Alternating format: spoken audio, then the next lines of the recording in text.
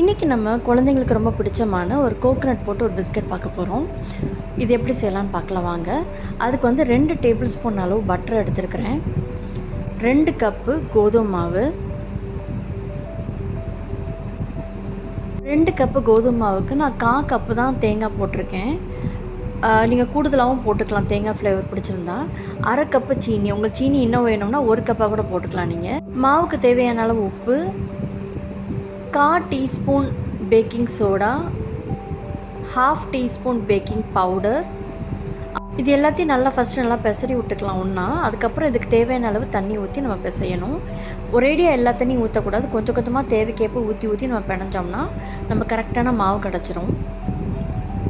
பாருங்கள், மாவு ரெடி ஆகிடுச்சு. இப்போ இதை வந்து நான் திரட்டி ஷேப் உண்டு பண்ணி பேக் பண்ண போகிறேன்.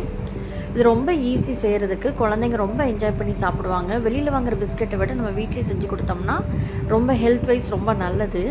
நம்ம இதில் கோதுமை மாவு தான் யூஸ் பண்ணியிருக்கோம். ராகி மாவு கூட யூஸ் பண்ணி பண்ணலாம் நம்ம. இப்போ நமக்கு தேவையான ஷேப்பை கட் பண்ணி நம்ம பேக் பண்ண வேண்டியதுதான். இந்த பிஸ்கெட் வந்து ரொம்ப ஈஸி. இங்கே பாருங்கள், குக்கி கட்டர் வச்சு நான் வந்து கட் பண்ணி பேக் பண்ண போகிறேன். 175 டிகிரி செல்சியஸில் 12 to 20 மினிட்ஸ் வந்து நம்ம பேக் பண்ணோம்னா நமக்கு சூப்பரான ஒரு பிஸ்கெட் கிடச்சிரும். இந்த குக்கீஸை வந்து நான் ஃபஸ்ட்டு அலைன் பண்ணி வச்சுக்கிட்டேன். இதுக்கப்புறம் வந்து இது பொங்கி வரும். பொங்கி வராமல் இருக்கிறதுக்காண்டி ஒரு ஃபோக் ஸ்பூனால் வந்து நம்ம குத்திட்டோம்னா பொங்காது. பாருங்கள், இந்த மாதிரி குத்தி விட்டுறணும், இல்லைனா பொங்கிடும். பொங்கி உள்ளே வேகாமல் போயிடும். ஸோ அந்த மாதிரி நம்ம வந்து குத்தி விட்டுக்கணும். குத்தி விட்டுட்டு இது மேலே வந்து நான் சுகர் ஆட் பண்ண போகிறேன். ஸோ எக்ஸ்ட்ரா ஃப்ளேவர்க்காண்டி நான் வந்து 1/2 கப் தான் நான் வந்து சுகர் போட்டிருக்கேன். கொஞ்சம் சுகர் வந்து கம்மியாக தான் இருக்கும் இந்த பிஸ்கெட்டில். உங்களுக்கு வேணும்னா கூடுதலாக போட்டுக்கலாம்.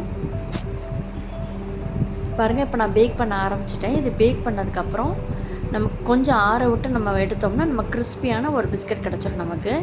குழந்தைங்க ரொம்ப என்ஜாய் பண்ணி சாப்பிடுவாங்க. பெரியவங்களுக்கும் ரொம்ப பிடிக்கும் இது. இது கண்டிப்பாக வீட்டில் ட்ரை பண்ணி பாருங்கள். நான் பேக் பண்ணி எடுத்துட்டேன். இது பேக் பண்ணி முடித்த உடனே எல்லோரும் எடுத்து சாப்பிட ஆரம்பிச்சிட்டாங்க. அவ்வளோ டேஸ்டியாக இருக்கும் இது. கண்டிப்பாக வீட்டில் ட்ரை பண்ணி பாருங்கள். எல்லோரும் என்ஜாய் பண்ணுவாங்க. சுகர் மேலே போட்டிருக்கனால நம்ம சாப்பிடும்போது ரொம்ப க்ரன்ச்சியாக ரொம்ப நல்லாயிருக்கும் சாப்பிட்றதுக்கு. இது கண்டிப்பாக வீட்டில் ட்ரை பண்ணி பாருங்கள். Stay healthy. தேங்க்யூ. பாய்.